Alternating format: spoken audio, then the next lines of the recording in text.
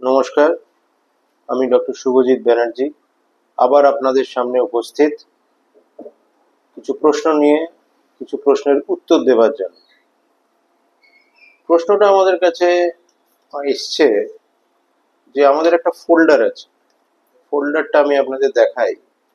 এই ফোল্ডারটা অ্যাবসেন্স বলে একটা শব্দ লেখা আছে। এই অ্যাবসেন্স শব্দটা কি সেটার উত্তর অনেকের কাছে পরিষ্কার নয়, অনেকের এটার বিবরণ জানতে চেয়েছে। আজ সেই উপলক্ষেই আপনাদের সামনে আমি উপস্থিত। অ্যাকচুয়ালি অ্যাবসেন্স হচ্ছে একটা অ্যাব্রিভিয়েশন, যেটা ইংরেজিতে বলে। A for allergy, P and C for post COVID, I for IBS, LS lifestyle disorder. এইটার প্রথম অক্ষরগুলোকে নিয়ে আমরা একটা অ্যাব্রিভিয়েশন বানিয়েছি, সেটা অ্যাবসেন্স। এবং এই অ্যাবসেন্সের ট্রিটমেন্ট হোমিওপ্যাথিতে কিছুটা হলেও সম্ভব হয়েছে বা হচ্ছে। এবারে এই প্রত্যেকটা যদি আমরা বিস্তারিত বিবরণে যাই, আমাদের অনেকগুলো এপিসোড করতে হবে।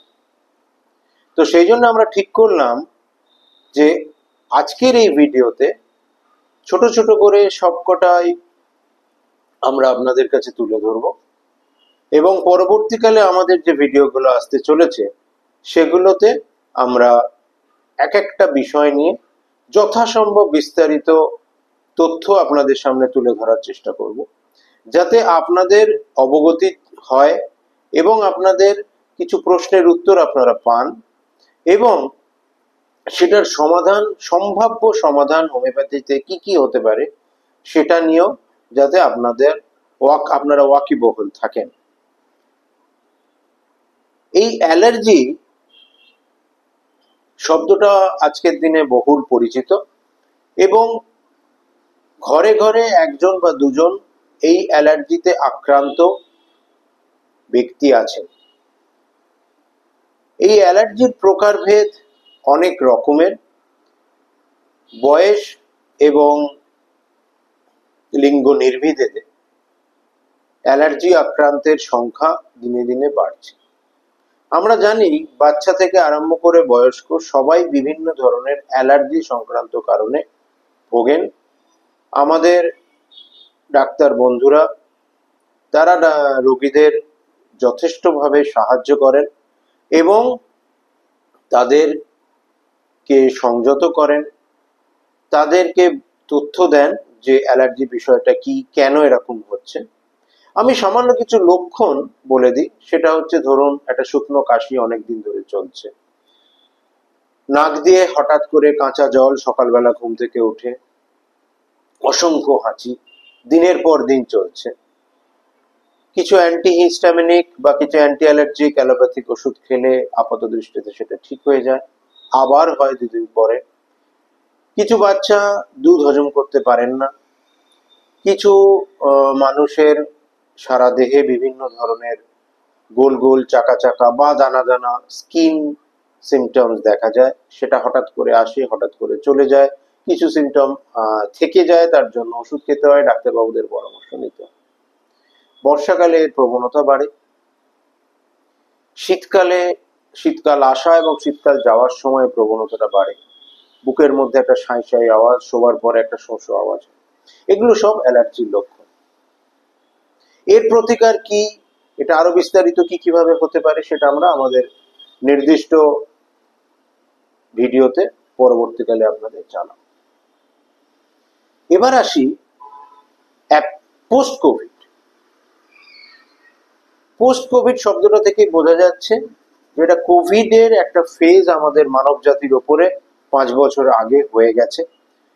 সেখানে কি হয়েছে না হয়েছে, কত লোকের প্রাণ গেছে, কত লোক আক্রান্ত, তার চিকিৎসা পদ্ধতি, সম্ভাব্য চিকিৎসা পদ্ধতি, যেভাবে আমাদের ডাক্তারবাবুরা আপতকালীনভাবে আমাদের প্রাণ বাঁচিয়েছেন। আমাদের অনেকের আত্মীয় স্বজন আক্রান্ত ছিলেন, সেখান থেকে তারা ফিরে এসেছে।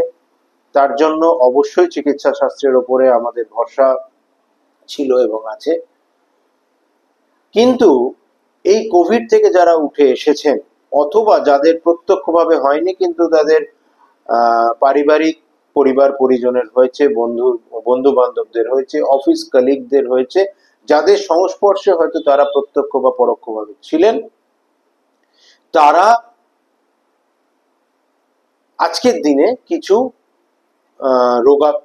রোগে ভুগছেন। অবশ্যই এটা প্রমাণিত সত্য নয় যে সেটা কোভিড এর জন্যই হয়েছে, কিন্তু সিমটম গুলো পাওয়া যাচ্ছে যে ডাক্তারবাবু, আমার তো কোভিড হয়েছিল, সেখান থেকে আমি ফিরে এসেছি, আমি হসপিটালাইজ ছিলাম, সেখান থেকেও আমি ফিরে এসেছি, বা আমার পরিবার পরিজনের কারোর হয়েছিল, আমার হয়নি। কিন্তু কোভিড এর আগে আমার মাইগ্রেন হতো, কিন্তু মাইগ্রেনের ব্যথাটা দেখছি কোভিড এর পর থেকে বেশি হচ্ছে। আমার হজমের প্রবলেমটা আগে ছিল, গলা বুক জ্বালাটা আগে হতো, কিন্তু কোভিড এর পর থেকে মনে হচ্ছে বেশি হচ্ছে। আমার আর্থ্রাইটিসের প্রবলেম ছিল, হাঁটু ব্যথাটা আগে হতো, ঘাড়ে ব্যথাটা হতো, কিন্তু এই কোভিড এর ফেজটা হয়ে যাওয়ার পরে আমি হসপিটালাইজ ছিলাম, বাড়ি এসেছি, আমি আপাতত দৃষ্টিতে সুস্থ, কিন্তু তারপর থেকে এই হাঁটু ব্যথাটা একটু বেশি ঘন ঘনই হচ্ছে এবং তার তীব্রতা বেড়েছে। প্রেশার বা সুগারের লেভেলটা আগে মোটামুটি আন্ডার কন্ট্রোল থাকতো, সেটা এখন আরেকটু হাই ডোজ দিতে হচ্ছে অ্যালোপ্যাথিতে, কিন্তু তাতেও খুব একটা কন্ট্রোল হচ্ছে না। ভয় পাবেন না, হোমিওপ্যাথি চিকিৎসায় কোনো পার্শ্বপ্রতিক্রিয়া ছাড়াই অ্যালার্জির স্থায়ী সমাধান সম্ভব। নিচের লিঙ্কে এখনই ক্লিক করুন।